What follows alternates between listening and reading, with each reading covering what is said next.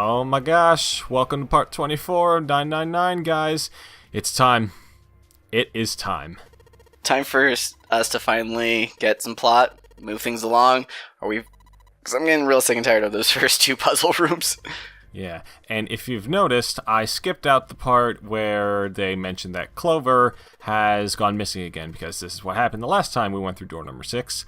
Luckily, though, Wait. What doors have we gone through? We've gone through 5, numero 8, and 6. Gotcha. Yeah, and luckily this time we didn't separate ourselves from Akane, and now we are just in the shower room with the dead body, so I think things are looking up from here. Hooray! Our friends are murdered! But at least we aren't. Zero escape, bop. And this... You may think going back here is just for the hell of it. He's just going to do that. But no, this is actually very important, as we are about to see. It's very important. We want June to look at it. Look at it, June! Like... No, put your face in. You gotta open your eyes, June. Look at it. It's like June baby in his asshole. I want all of you to look at it. No, June, you're not doing it right. You have to poke him too. Make sure he's really dead. No, all over the walls and such. Oof. This information that we got from Clover is relevant for some reason. Of course it's relevant. It literally tells us something about the anatomy of one of our compatriots. I mean, I don't know. I thought that was just something she just threw out for kicks and giggles, but, eh.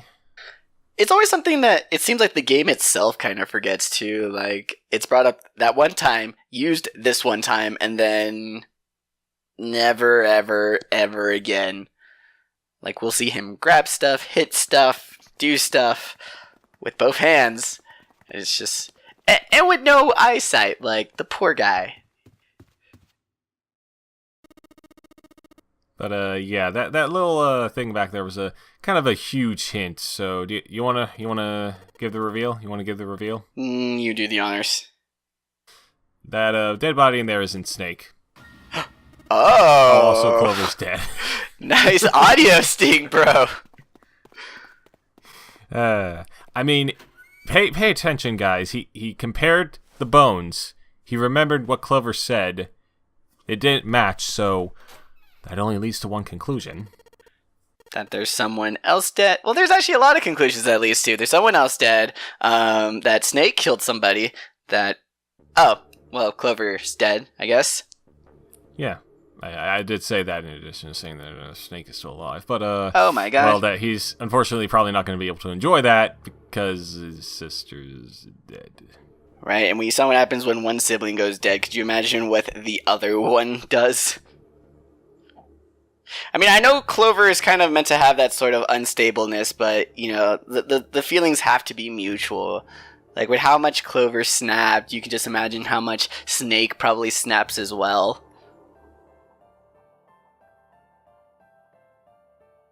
Slowly expanding. That means it was recent. Couldn't be a knife. We've already had our knife ending. What are we going to have? Knife ending 2? Yeah, Clover hasn't had her knife ending, though, so it's only fitting.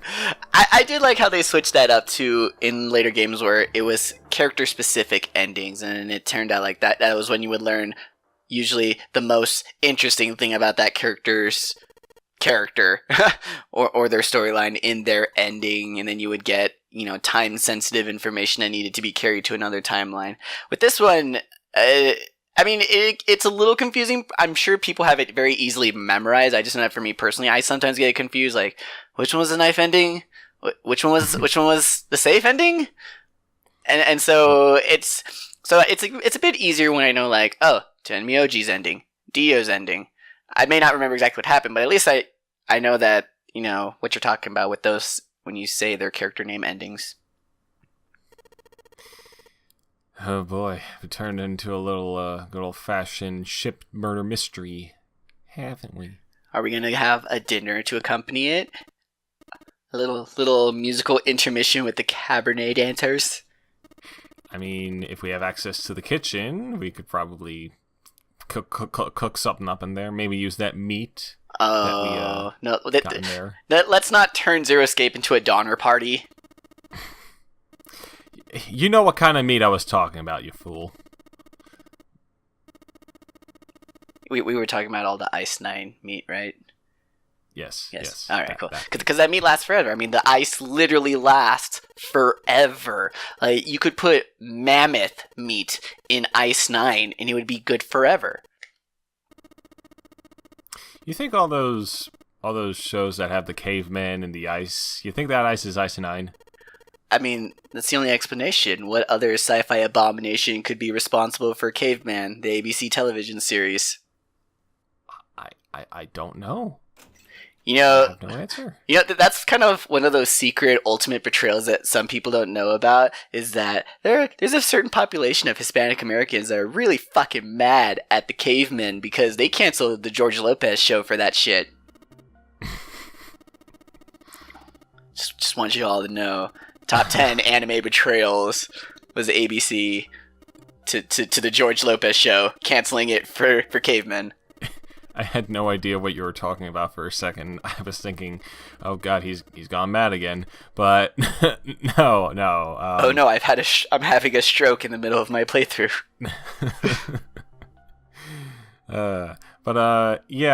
This little safe here that we glanced at when we first saw the puzzle in here. It turns out it's actually kind of really important. Are you telling me that all of Seven's actions up until this point are calculated, meticulous, and extremely useful? Maybe I am. Are you saying that Seven is perhaps possibly maybe the greatest character in all of Zero Escape? Not in all of Zero Escape, but probably in this game. Fair enough. Yeah. Fair enough. I'd, I agree. Yeah. I just wanted to see where your loyalties lie. My loyalties lie with Virtue's Last Reward and the shit fest that it becomes.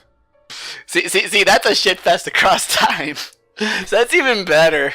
Like, this is a very centralized shit fest. Like, all this shit is like in a blender.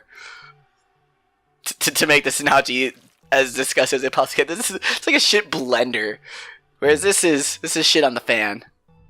Speaking of disgusting, he lost his lunch. Right. I don't know if it was because of this dead body or us talking about shit in a blender, but it's kind of hard to tell at this point. Oh, who? Do you think something's missing there, Mexi? His watch, bro. I mean, it's kind of bomb-proof to know how that happened. I'm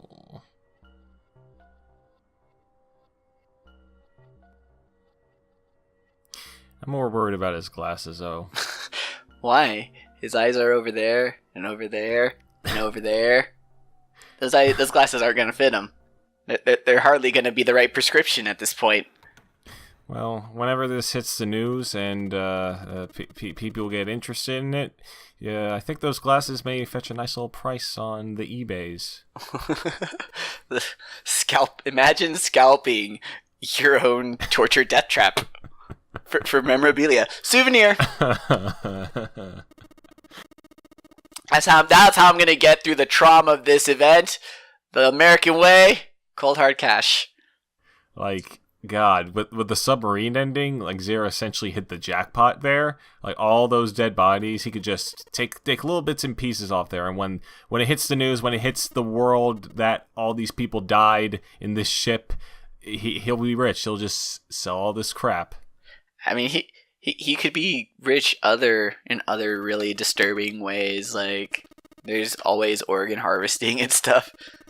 Well, maybe he become double rich. That's an extremely detailed dead hand. Like, none of the other dead hands look quite as dead as theirs. Like, her nails grew and everything. That was a really disturbing shot. Yeah. What's it called? The rigor mortis? I guess it's starting to set in. It's a little too soon. Yeah, I suppose so. Yeah. I mean, I say that like I know. I don't know. I've seen an episode of CSI. I served on jury duty. I know. I don't know. Sinister, how many of you knew that because of that one episode of The Simpsons? Me! I mean, good for you. Oh, I guess. How else would you know your left hand is your sinister hand? I don't know. Sinister can mean a lot of things.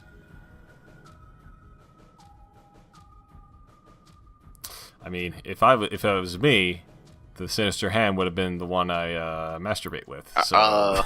I mean, Dr. Kellogg would agree. Yeah, the inventor of cornflakes was he was a sex therapist. Yeah. Cornflakes were actually invented as a means to stop people from masturbating. Sounds legit. Yeah, he was using it as bed stuffing, so that people weren't moving around in their beds. And now it's used as a popular cereal. And I didn't do any research on this. I'm not sure if you did either, but is that sentence in there, the little message there, is that an anagram for something, or is it just what it actually means? I'm sure it's an anagram of something, because I was going to ask you. I was wondering about... Well, no. See, for me, my question was, do we know who wrote the note? Like, I'm sure it's explained later on, and I wasn't going to be like, oh, we don't even know who wrote it, and then it's like 2 text boxes later, it's like, it was going to find out. So I was just wondering if it was shown that we know who wrote this note.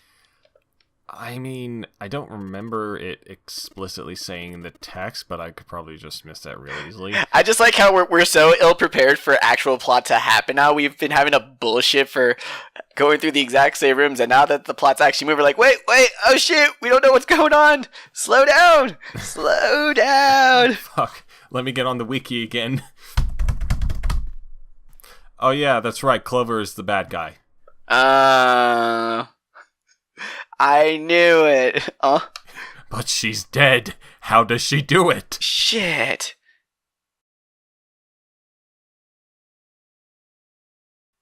So he's like, look at all these numbers. It's like, yes, Junpei.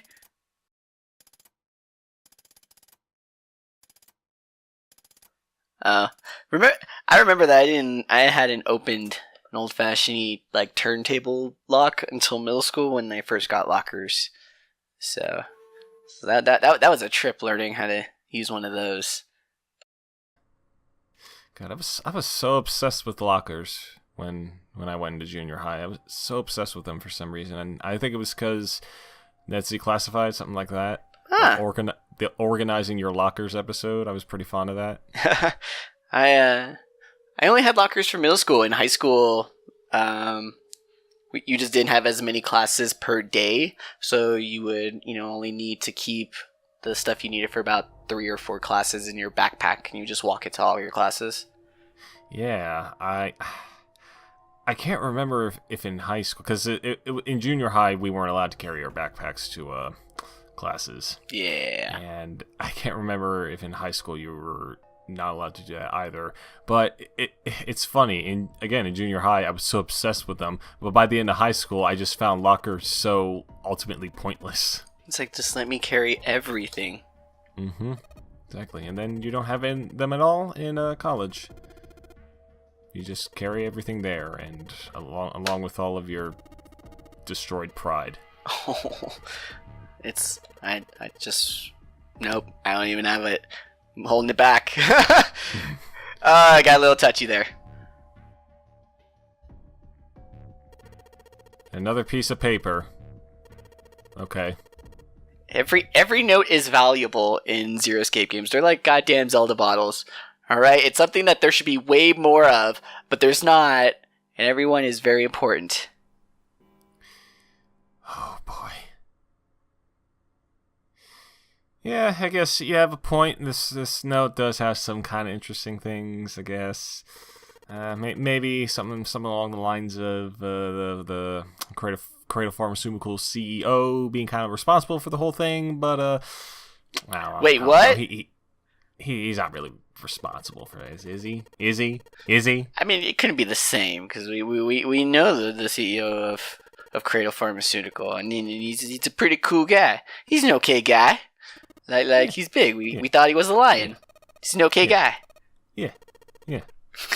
He definitely didn't stab Lotus in another time frame, or kill everyone in another time frame. Oh, definitely.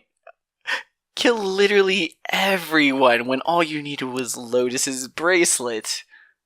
Just for good measure, stabbed every last one of us. Yeah, and also somehow kill Akane while she was able to get into the Sun Roar. Yeah, like in that timeline, he straight up like doubly murders her, like it kind of in a weird non-quantum way. There's some timelines where he just straight up double murders Akane, like double kill her. Damn. Yeah. How she was able to get through the sun door without the key? Who knows? Who knows? But I'm just throwing that out there. Just I don't know. Yeah. I thought it'd make for a good conversation piece. Yeah, just totally not that kind of guy. Well, the point we're making is that he is not that kind of person. Yeah. I mean, the person who is responsible for this whole thing, the actual CEO of Cradle Pharmaceutical, definitely would. But see, just because he is the CEO of Cradle Pharmaceutical doesn't mean that he actually is. Mm-hmm.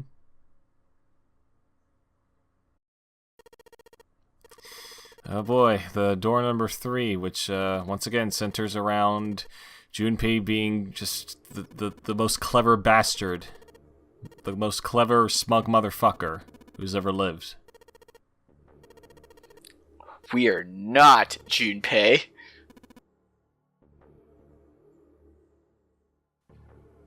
This is just Junpei being a prick to the elderly. It's like, Grandma, who am I? Who am I? Wrong!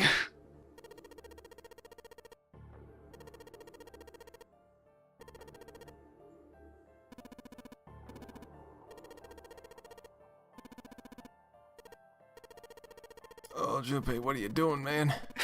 Stop. You're gonna piss him off. Like, this guy takes hard drugs, okay? He's got a high pain tolerance. You punch him once in the face, doesn't mean anything. He keeps punching you over and over. You're gonna lose this fight. I don't know. Junpei has a lot of brains. Maybe he has the fists to back them up as well. Let's see. Possible. This coffee was hot. Psych, it was cold. Psych, it was actually hot. Psych, cold. Remember that scene? Remember how fucking stupid that? Well, okay, I love that scene. It's stupid and I love it in every single way kind of way scene. I don't know what you're talking about. You've never played Tales of Symphonia? No, that's another game on the list for me, but Not really explain what. So like one of the characters is like losing her sense of touch. So like another character like brings her coffee. He's like, it was hot coffee. She's like, oh, I knew that. It was cold. Oh, I knew that. Like, no, it was actually hot. And just like he just keeps going back and forth. Like, okay, you've proven your point. Stop. Jesus Christ! I thought Tales of the Abyss had some fucking asshole people in there. It's the main character. That's his way of like flirting or like trying to like. It's weird. Are all the Tales protagonists just total snotty assholes? Lloyd is a little bit better than beginning Luke because, let's be honest, beginning Luke and end Luke are two different things. You can talk about. I have a friend who she loves Tales of the Abyss, but she always hates that people hate on Luke. When she's like, it's a character that changes over the course of the game, and when I play, it's like, you kind of got a point there. Like, you can hate, you should hate Luke at the beginning of the game. That's the point, is because when you get to the end game Luke, you're like, oh man, he's not that bad. He baby steps. Yeah. I only played like 6 hours of it, but I should try to go back to it someday. I played the 3DS version. Yeah. I'm such a handheld kind of person. Like, it is so tough for me to even think about playing an RPG on to sit down on a home console. Like, I need to be able to just stop and walk away from my RPG, come right back and like be in the same battle. That's just, it's kind of my lifestyle at this point.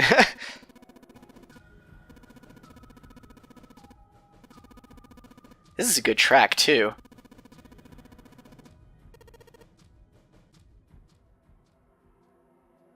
It's funny that they mention altruism in this game too, because a mathematical expression of altruism is game theory. Which you know the later games touch on with the whole A/B survival game. It's kind of showing like the reason why working together works. Being altruistic is because you get that collective safer sum as opposed to the risk all, lose all of betraying. I know that I looked a lot more into like biological altruism, sort of things where like why wild animals are willing to sacrifice themselves for their kin when basically biology's one role is to pass down your own genes. So what's the benefit of helping someone else? It's like, well, it's essentially the theoretical selfish geneness that like people similar to you will have genes that they'll pass down. So it's kind of like a compromise. It's like, well, if I can't pass down my own genes, at least I can help someone similar to me pass down their genes. But that kind of breaks it. That kind of breaks like kindness and stuff down into like really gross biological terms. And like that's getting into like Richard Dawkins. Like he will break humanity down into like its basic biological components, like the whole selfish gene thing. It's kind of weird though, because he's where we get the word meme from, and he literally named it after genes. Like they're supposed to be a unit of culture. Darn was a mistake. Man, dude, it was weird. Back in high school, I was super into like atheist YouTube. Like, holy shit, I was in the rabbit hole. I thought I was such a cool kid, but nah. I'm at such a point of fuck it. It's like everyone can believe what they want. I don't care. Yeah, same. Really, I don't, but I don't care if you do. As long as it's not hurting anyone. Like, for God's sakes, come on. It's like, just drop this rod. We've got you pinned, Mr. Man. Tell us why you going around killing. Like, I can get why you would want the 9 bracelet. Like, that's just a simple mathematical easiness. But why you gotta be going around killing all the other girls and shit? Like, that's not cool. Oh yeah, we forgot to mention, the nonary game was played 1 to 9 years ago, and Snake was part of it. Does that have anything to do with this? Well, we also know that there was also a kidnapping before of multiple children before that Evan was a cop on. Does that have to do anything with this? I don't know. And we've also got a name drop. See, like, this should really be called the Ace ending. Because we got his name, we're getting all of his little back history doodads. See, it's all right there. And characteristics. Like, called out. Literally, not even Lotus gets that called out. He gets, like, name and occupation. Don't dox people in the boat, guys. It's like, shit. That used to be the name of this part. Ace gets doxed. Do you do title? But I'm sorry, nah, I'll title it like that.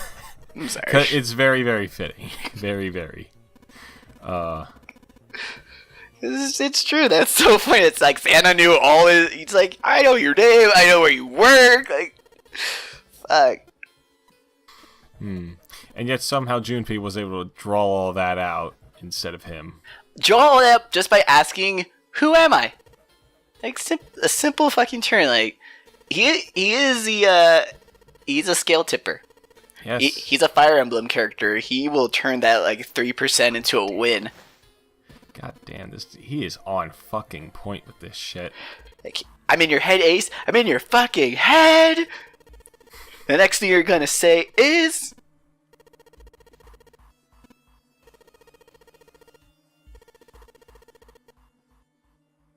I like how they refer to him as just Guy X. No, he's no one really important. He's just Guy X. yeah. At least they didn't keep calling him Crow's Nest or something.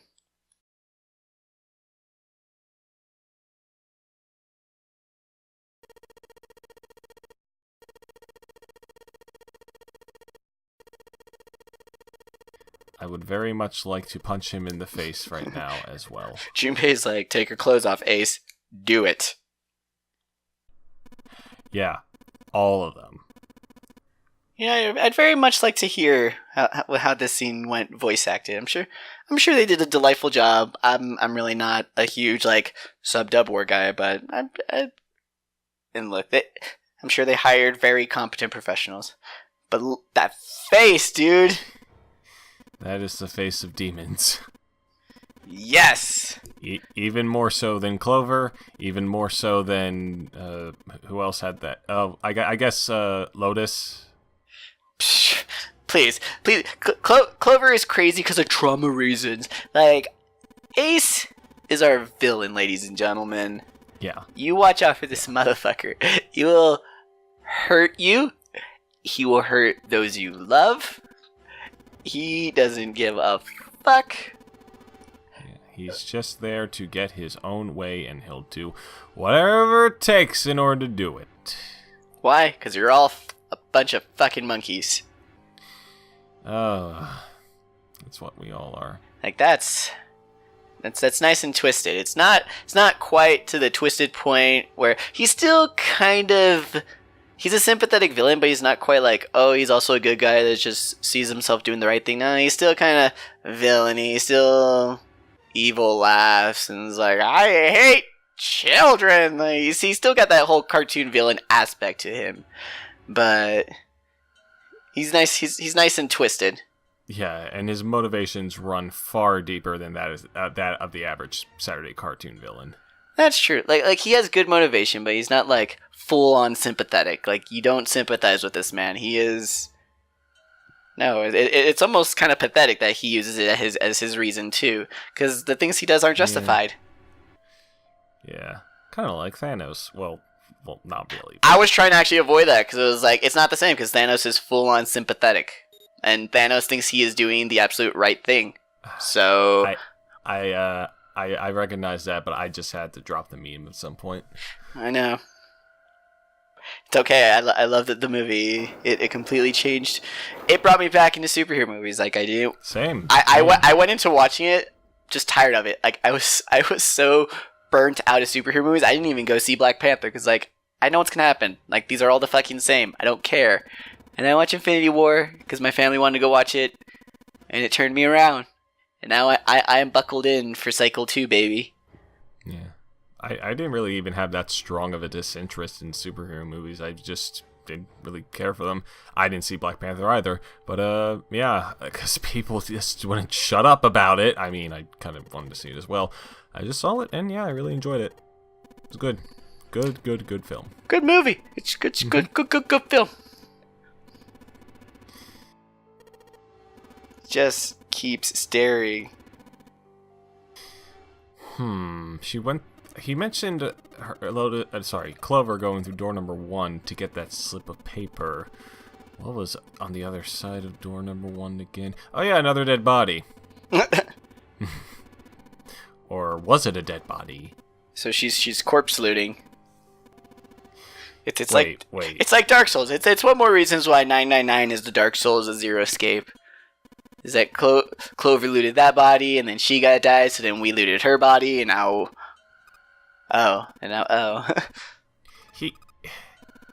But wait, Ace didn't go through door number 1 with them, so... How... What happened in there? Did Clover just... Oh boy. Hold on, let's think about this. Who went through what door in this timeline?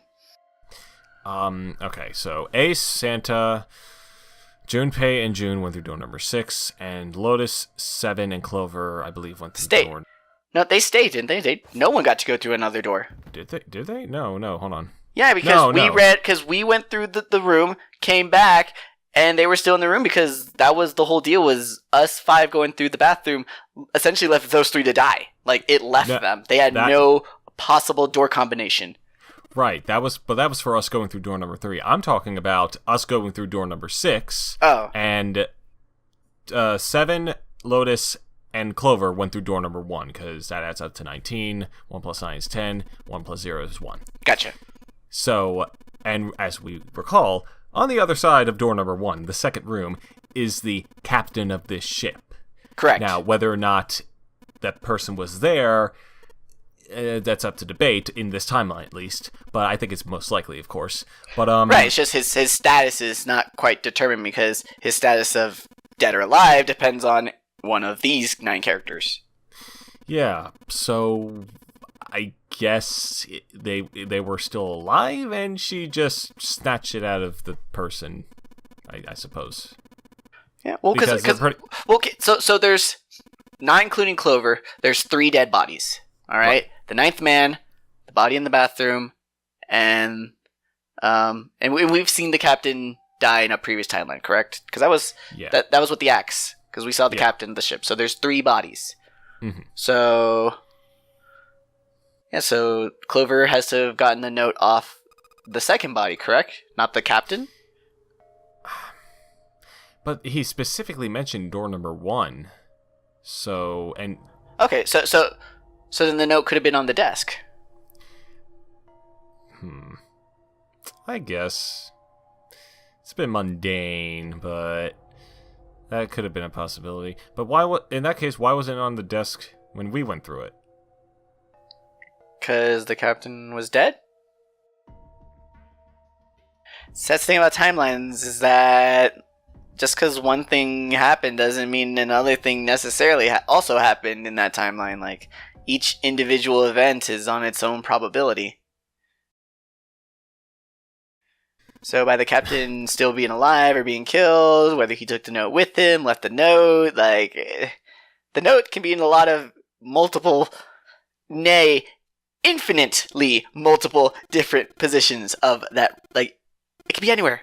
It's literally everywhere. The note is a cat. Let's not think about it any further, or I'm going to die of death thinking about this.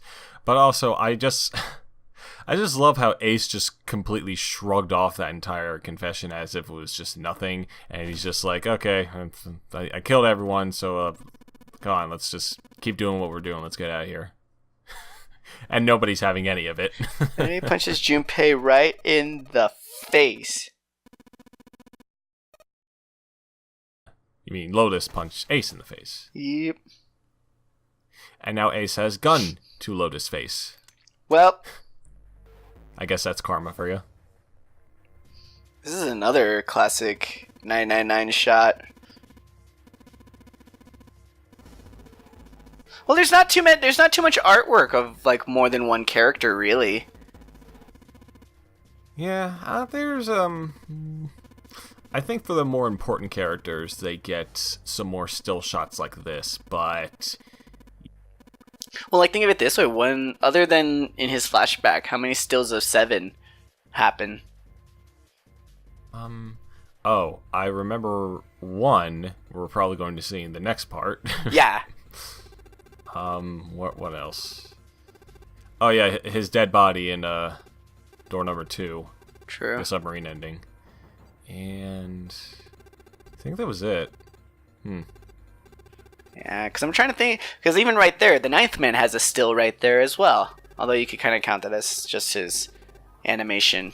Because, yeah. I mean, they didn't give the 9th man too much, but because I was thinking of how many pictures are in the game. I mean, you see a lot of the concept art, but I mean in the game that involve multiple characters together.